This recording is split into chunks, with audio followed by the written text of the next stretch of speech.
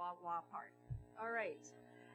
So I'm going to move on with the next keynote speaker called My Stories of Resilience. So I'm going to introduce Lorelei Williams, an Indigenous women's advocate. Lorelei is the founder of the dance group Butterflies in Spirit, which she began in order to empower Indigenous women in her community.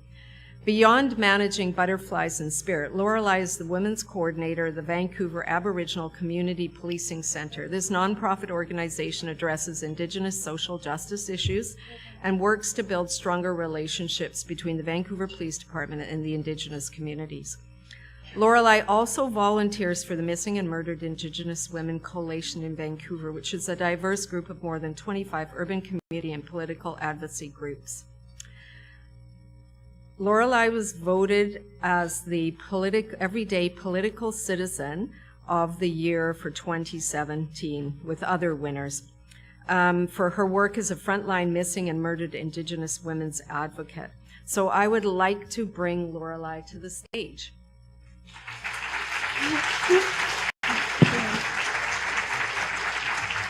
Do you need anything? No, I'm good. Okay. Thank you. Hello, everyone. First of all, I would like to acknowledge the territory that we're on, Coast Salish people. And yeah, my name is Lorelei Williams. I am from Skatine Nations on my mom's side and S'Alis on my dad's side. I do a lot of work around the issue of missing and murdered Indigenous women and girls and to end violence against women and girls around the world. I do this work because I have an aunt who was pushed out of a window in downtown East Side. Thankfully, she survived. My cousin Dorina was taken by serial killer Terry Arnold and raped by him in the mountains. Thankfully, she survived as well. My Auntie Belinda has been missing since 1978. She's in the picture in the black and white. My cousin Tanya Holick went missing in 1996. Her DNA was later found on Robert Picton's farm. And this is a picture of her here. Another reason why I do this work is because of all of the violence that has happened in my life. You know, my very first memory as a child, from when I was about 4 years old, was sitting in a laundromat, waiting for a Greyhound bus with my mother and my little brothers, hiding. We were hiding because we were escaping her abuser. She was being beaten by her boyfriend a lot. And so we were waiting for that Greyhound bus in Merritt, BC. You know, and as a child, I grew up in an alcoholic home. And I had to grow up fast, you know, because I'm the oldest of 4. I had to grow up fast, but in this home was where I was physically abused and sexually abused. I was sexually abused by my aunt's boyfriend from the age of 6 till about 10 years old. You know, and you know, this is, I don't blame my mom, you know, like she was the alcoholic, and I'll explain why later. It took me a long time to see why I had to grow up in an alcoholic home. But because I grew up in an alcoholic home, anything that I got from my culture was through my mom, who was drinking all the time. You know, she would sing in our language, she would speak in our language, she would dance around to the songs from my culture. So I actually grew up ashamed of my Indigenous culture because I was seeing it through my drunk mom. And so that's how I grew up as a kid. But like I said earlier, I don't blame my mom. I don't. You know, my mom went to residential school as well. Or my mom went to residential school. I'm an intergenerational survivor. My mom is a residential school survivor. You know, and this is why she was an alcoholic. You know, she was physically abused, she was sexually abused in the residential school, And I would like to say more like raped. You know, these are children. They were raped in these schools. They were tortured in these schools. So one of the times my mom opened up about being in residential school, she actually sat with me and my daughter's over here actually, but my daughter was only 6 years old at the time. And I remember she opened up and she said, when she was a child, when she was 6 years old, when she was taken, she remembers being in the vehicle, and she said that she counted every single mountain. So she was taken from Skatine Nations, which is up near the Whistler area, and taken to St. Mary's Residential School, which is in Mission. So when she was taken in the vehicles, she said she counted every single mountain on the way there so that she could find her way back home. And when she was telling me this, and from my daughter who was 6 at the time, I could not imagine my daughter being ripped from me. I could not imagine how my grandma felt or my grandpa with the kids being ripped away from them at all. And so, you know, it was in the residential schools where all these things happened, and, you know, this is why my mom drank. You know, this is why my mom raised us in Vancouver. She raised us off of the reserve and away from Mission because she didn't want to raise us where there was a lot of physical abuse and sexual abuse happening on the reserve and in Mission, where a lot of people reside because that's where the residential school is and that's where they ended up. So, you know, she raised us in Vancouver. However, it still happened to me. But, you know, and then that's the history of our people. You know, our Indigenous people, they got, you know, they got thrown into these residential schools. And, you know, it was the government, it was the first Prime Minister who made it a law to take these children and throw them in these schools. It was the police that had to take the children from their parents and throw them into these schools. And this is why we have that bad relationship with the government, with the police, and the churches. You know, it was the churches that had to run these schools, and it was the priests and the nuns that were torturing these children, physically abusing them, raping them. You know, they did medical experiments on them. And there's more child labor. Like, there's so much things that happened in these schools, and this is why we have that bad relationship with them. You know, we're working on these relationships now, but this is the reason for those bad relationships. And, you know, with the work that I do around missing and murdered women, you know, it links up. It links up to that as well. You know, we have a system that's against us. You know, when the government, I'm going to use the child welfare system as an example. I feel like we're being set up to fail. You know, the government does a lot of things for us, but they're not doing the things that we need. Like like getting to the root cause, which is trauma-informed therapy or something for women. So I'm going to use the child welfare system. You know, you have them taking our children, and, you know, we're dealing with a lot of trauma here. We're dealing with like 500 years of trauma. You know, this is going to be an issue with our people when you're taking children. So when it comes to the child welfare system taking our children, you know, it's another residential school. You know, as sad as it was that, you know, these kids were taken, our kids were taken and put into the residential schools, they had each other. Now, right now, they're in the foster care system and they're all separated. And there's more children in the foster care system than there are in the residential schools back then, today. So, you know, when the children are taken from their mothers, you know, this is re-traumatizing. And, you know, the mothers will do anything to get their children back. However, their money is taken away. So when their money is taken away, they have to live off of, let's say, $200. And then they lose their housing. And then they have to attend all these workshops to try to get their kids back. But the one workshop that they should be attending is to deal with the root cause, the trauma. And they're not given the resources to deal with the trauma. The trauma counselors that are available are expensive. You know, the trauma counselors that are free, there's a wait time, 9 months to 2 years. So, you know, through all of this, if they're drinking or doing drugs, they're doing that to numb the pain. And there's this vicious cycle that they can't get out of, but they just want their kids back. So they're being set up to fail in that. And this is just one example. You know, and then you have the police. You know, when it comes to missing and murdered women, they're not taking the cases seriously. There was a study done, and they compared non-Indigenous women going missing to Indigenous women going missing, and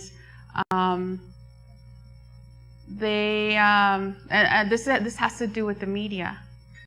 You know, there was 1 million times more words than there were for Indigenous women in the papers, in the media. They even did a word count, and they compared the pictures that they were using as well. You know, they're using nice white picket fence, smiley pictures for the non-Indigenous women and girls going missing, as opposed to the Indigenous women where they're using mug shots, and they're labeling our women as drug addicts, sex workers, and all of that, drunks. So, you know, and then the police. In both cases, both my missing aunt and my cousin's cases, they didn't take them seriously. I mean, for my missing aunt, she went missing in 1978. She is technically not listed as missing until 2004. And that's because they didn't take her case seriously. And in Tanya's case, they were racist and judgmental. And this was brought out in the Wally Opal inquiry. It was brought out there.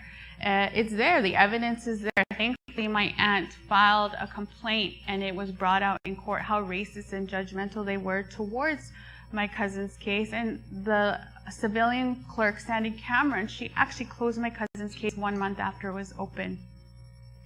And during that time, my family came up again and said, you know, we have another missing person from 1978. But because my missing aunt wasn't deemed a drug addict or sex worker, they still didn't take her case. And so, you know, this is what our Indigenous women and girls have to deal with. This is what the families have to deal with when dealing with the police.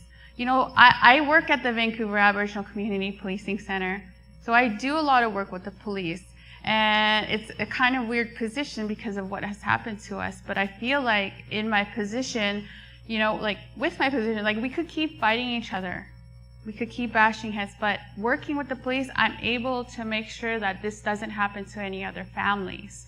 So working with the police, you know, I just, you know, and women, you know, making sure when they actually report that it runs sort of smoothly, to give them the heads up of what to expect. So on my journey, well, actually, this is how my journey started. So I started a dance group called Butterflies in Spirit. We raise awareness of this issue of missing and murdered Indigenous women and girls. I started this dance group to get my missing aunt's picture out there. Her picture was never out there. And like I mentioned earlier, she isn't technically listed as missing until 2004. So there was no way her picture is on the internet. And so I thought, I need to get her picture out there somehow. And for some reason, I thought of dance, not being a dancer. And I thought, okay, I want to invite other Indigenous women to join me. And what I didn't realize was that other family members of missing and murdered Indigenous women and girls would want to join me in my dance group and represent their missing and murdered loved ones. So we became a dance group of family members of MMIWG, raising awareness of this issue. This was supposed to be a one-time performance. But our first performance, we blocked off the busy streets of Granville and Georgia, downtown Vancouver during the Wally Opal inquiry. And we did our performance. And it wasn't just your regular dance. I got that a lot actually, like, oh, you're gonna dance in the middle of the street. And it was a hip hop performance. And we did it to Beyonce's song, Who Run the World Girls.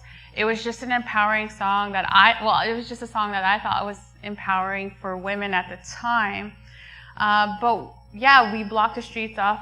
We incorporated our cultural symbols in this performance. Like, we represent the 4 colors of the medicine wheel: red, white, yellow, and black. And yeah, at the end of this performance, as you can see in the picture here, this is a different performance, but it's the same idea.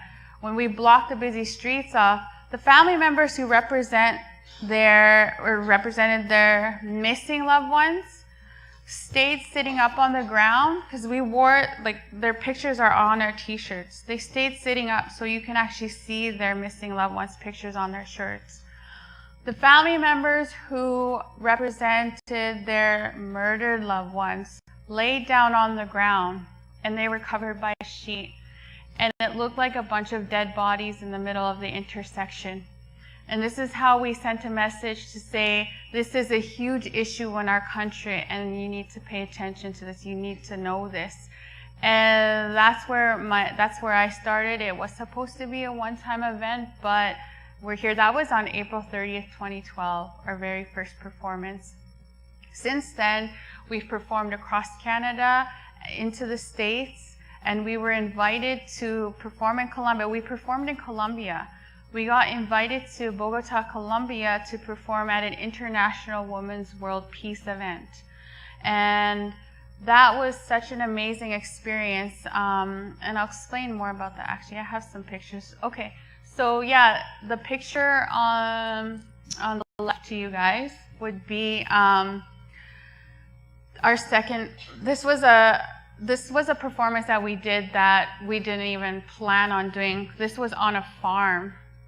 So we got asked to perform at an international, like the event, the peace event, but we got invited to stay at a farm, and this is where a bunch of women's groups came. They traveled to meet us, to see us, and they came in their trucks.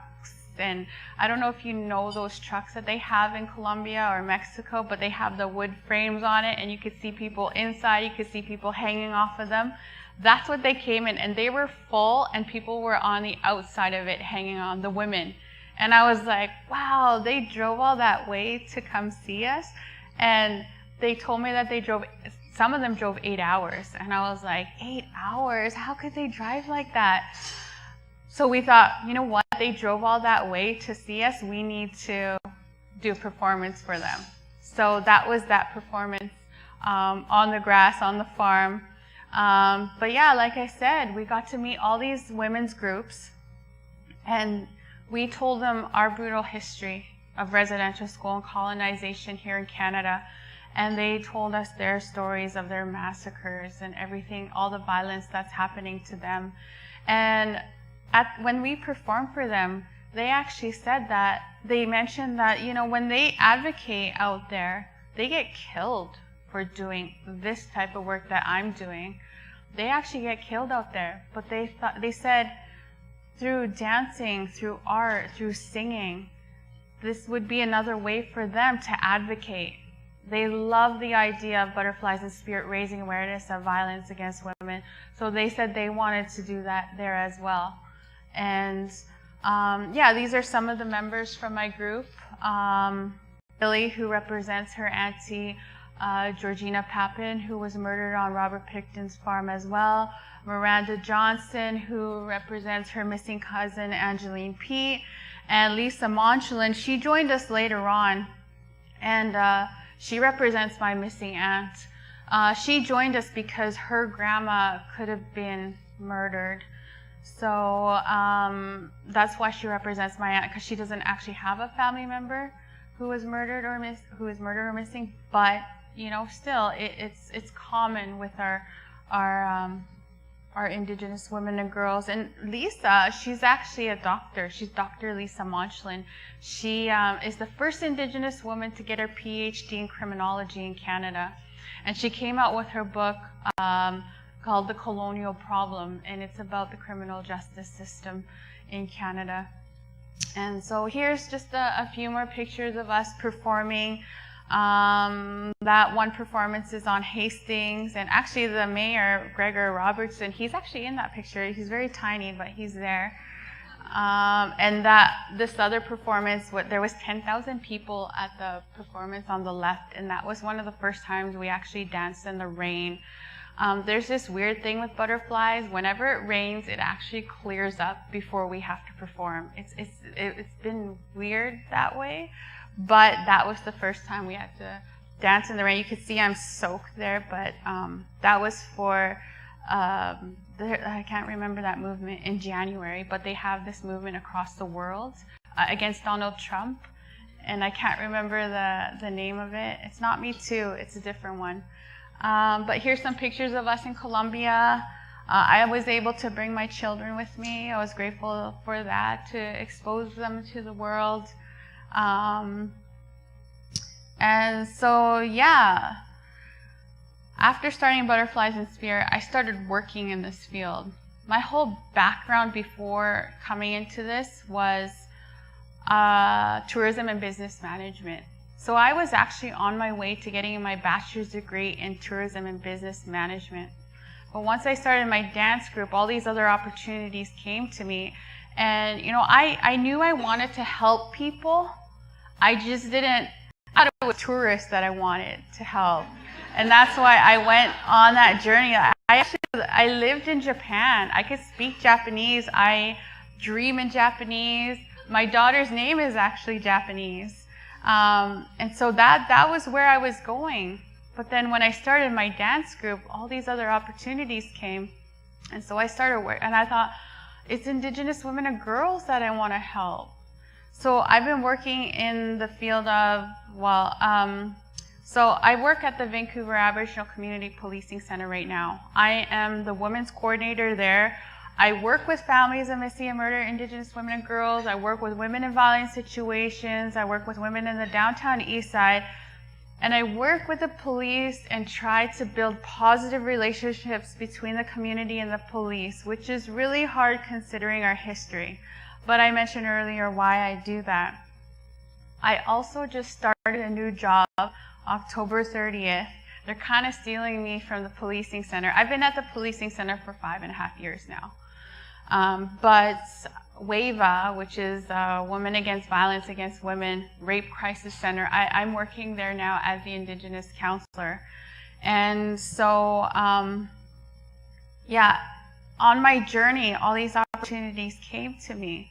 And I even got to take Aboriginal focusing oriented therapy on complex trauma, which is run out of JIBC, which is a space where they train police, paramedics, firemen, and all of that. And it's a weird space to have something like that, but then when you think about it, it's like, okay, you know, I feel okay going into an institution with police officers to deal with my trauma. That's a huge step on my healing journey when you think about it.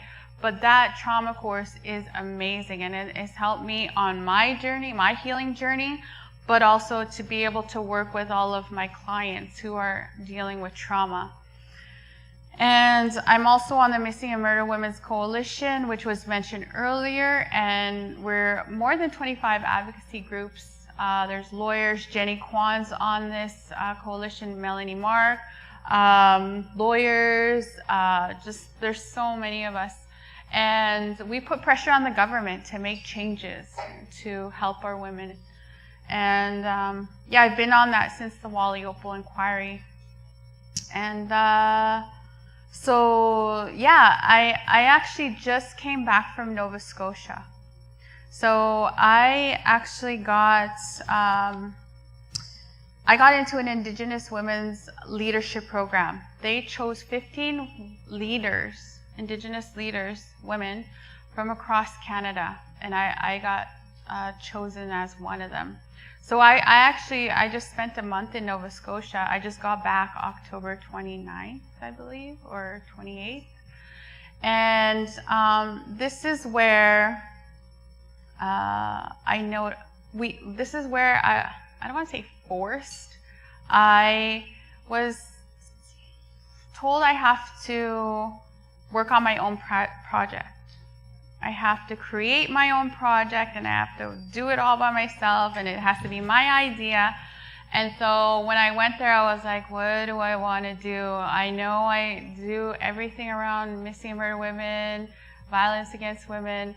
So I thought, okay, I noticed a common theme with the women that I work with in my own situations with my family and friends.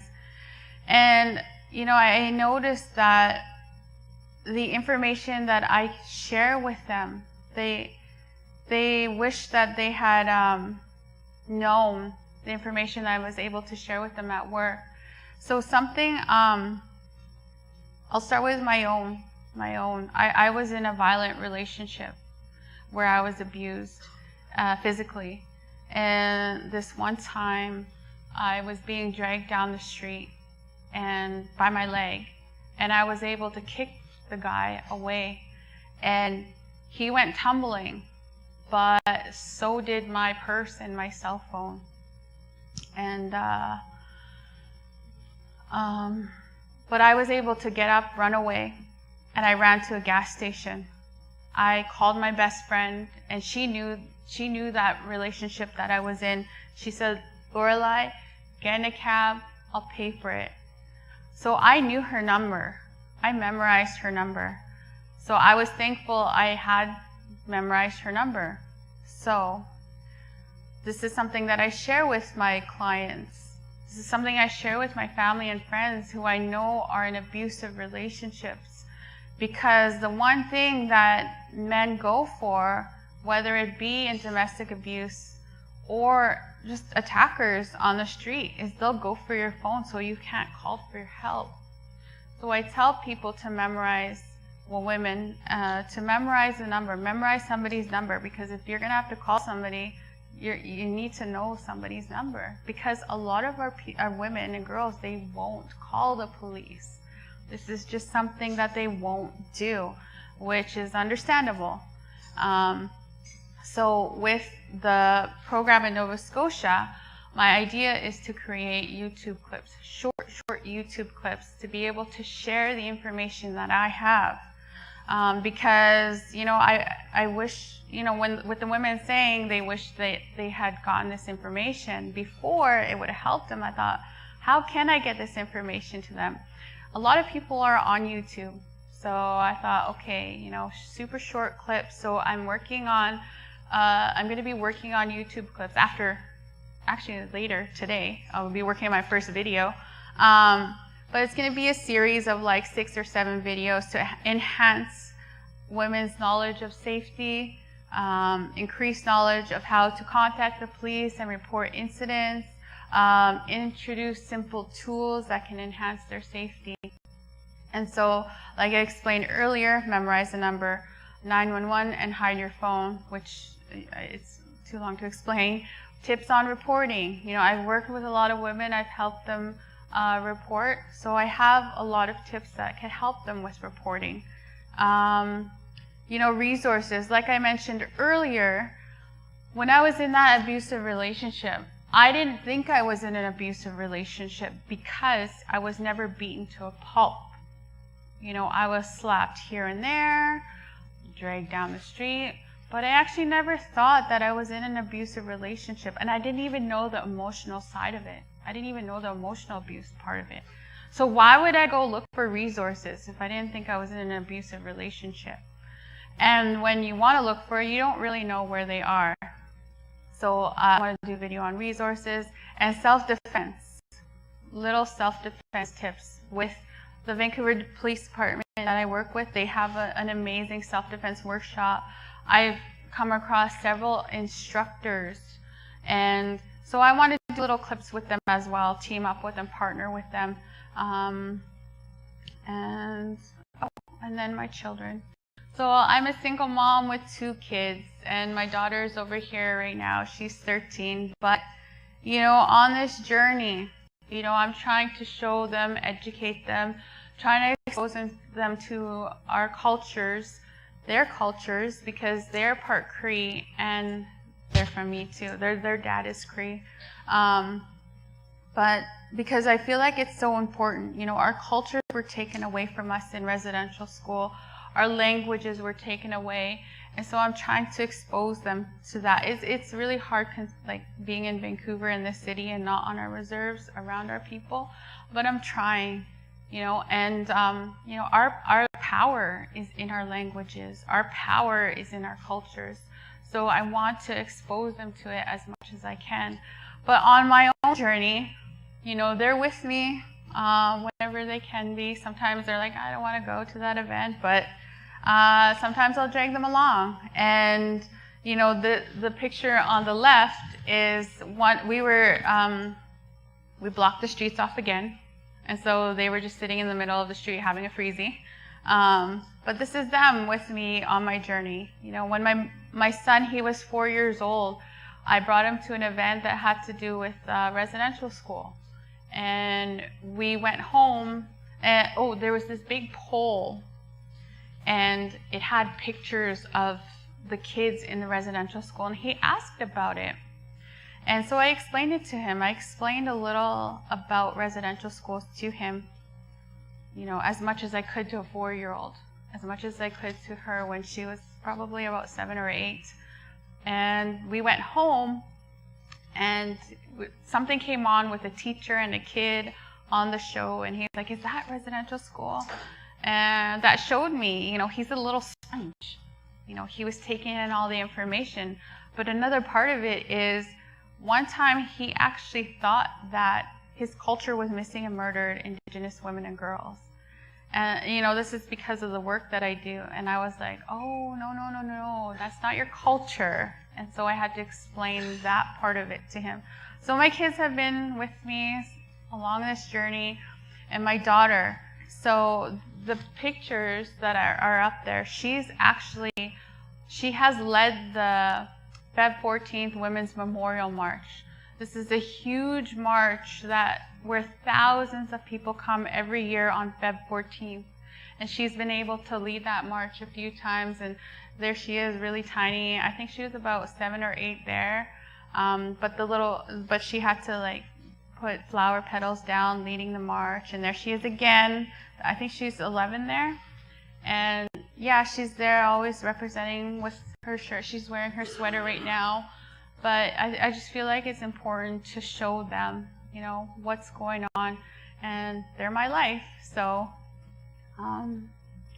yeah. And that's my story of resilience. And I think that's everything. I can't think of anything now, but I'm sure through your questions, it'll come out, whatever I need to talk about. So, yeah. Oh, I forgot to hold this. I knew it. I just want to say thank you, Lorelei. And I mean, that was a very impactful story, and you're amazing in your resilience in all of this. So thank you for that. Just wondering if we have some questions, and we have the little throw boxes. So. Oh, yes. Oh, Lorelei's. Oh, you can if you want. Questions? Okay. I'll get a close one. I don't want to throw it so far. Hello. Oh, hi. Oh. Thank you, Lorelei, so much for sharing your story. I think it's so powerful. And I just want to say that I think a lot of people, maybe of my generation or maybe a bit younger, feel removed from the history of residential schools because they feel like it occurred long before them. And I think it's a shock for a lot of people to know that some of the last residential schools actually closed in the 90s. So yeah. That was within my lifetime. So I think it's really important that you are continuing to share your stories. I also want to share those stories. They're not my own, but I think they're important to share, and I have young children that I do want to share them with. And I just wondered how you decided, how much to share with your own children, like how much detail and when, or just exactly how honest to be with them? Well, with my own kids, I think I could give more details than I would publicly to children. Like, I've been asked to do events at schools, and I couldn't wear this shirt because I couldn't, with missing or murdered. This one doesn't have it. Oh, missing. Well, with murdered, like, we couldn't wear those t-shirts. So we made different t-shirts to just have their pictures and stuff like that. So we're able to cater to that audience. So there's different ways, but whenever we go right into just residential school, like actually with my work, we go into JIBC, which I was talking about earlier. We go in and with a team though.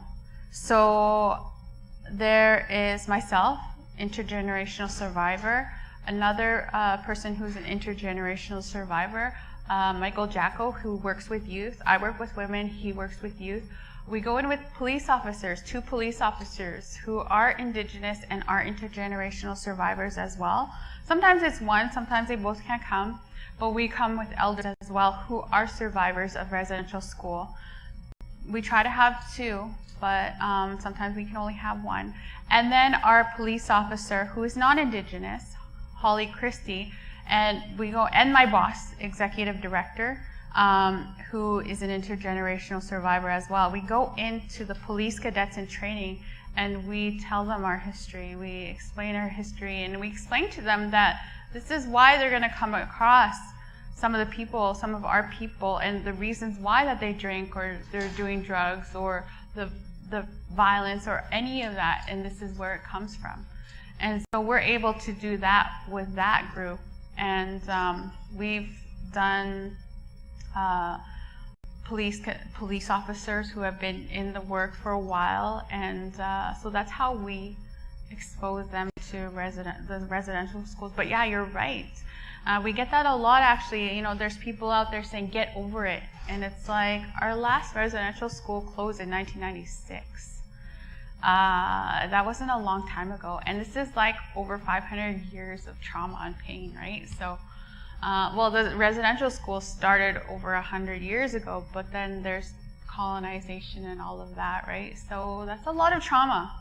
It's going to be hard to get over so quickly, but yes.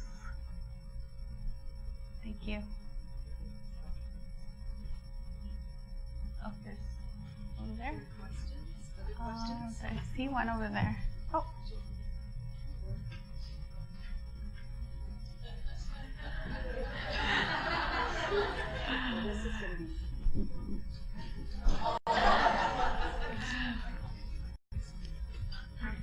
Thank you very much for what you shared with us. This isn't a question, but it's a comment that... I can't hear you. Kevin. Oh, there you go. Sorry. So I just want to thank you for sharing your experience, and I'm amazed with the work that you are doing.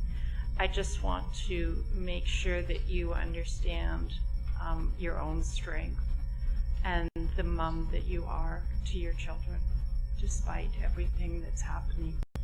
And you're growing our future. So thank you for that. Oh, thank you.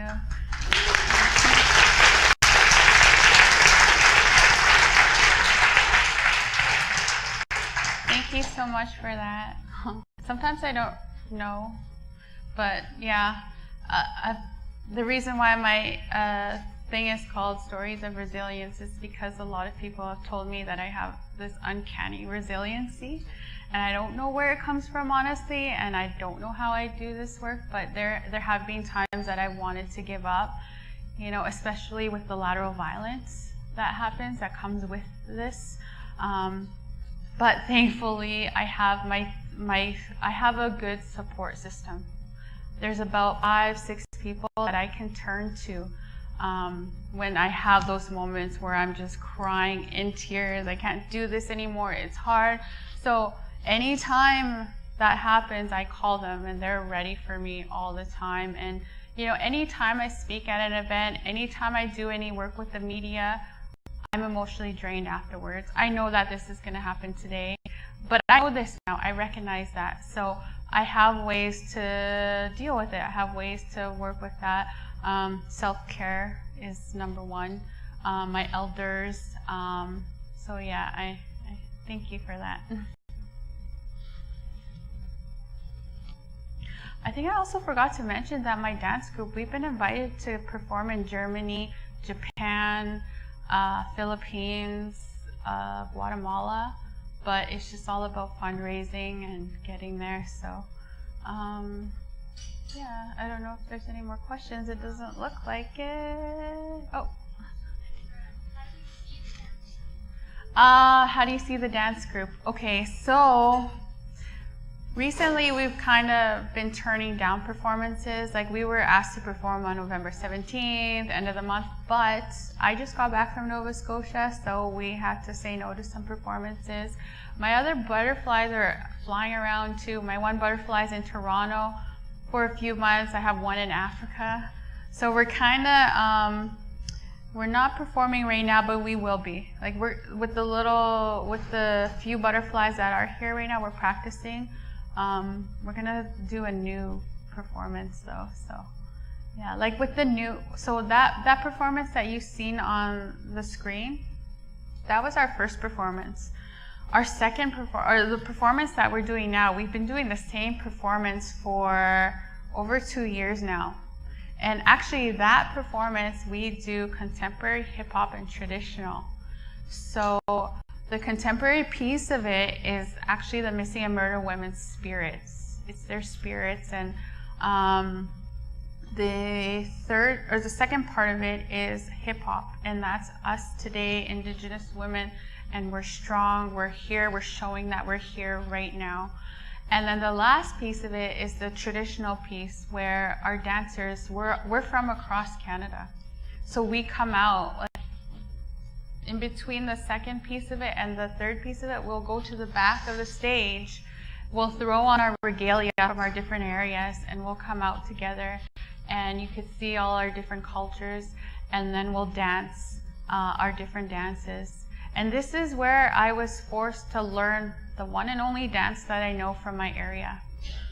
So this is, yeah, and I'm grateful for that. So that's another part of Butterflies in Spirit, you know, it's showing me my own culture. So, like, I was forced to, but, you know, it's amazing. I love it, right? And that's a huge healing part for me, right? So, yeah, sorry I forgot your question. Sorry, I just ramble on sometimes. Is that it? Oh, no? Any other comments, last thoughts, questions? Okay, all right. I just want to thank you, Lorelei. It's been inspiring and really heartfelt, and thank you for that. All right. Thank you. So, Oh yeah, I forgot about this one.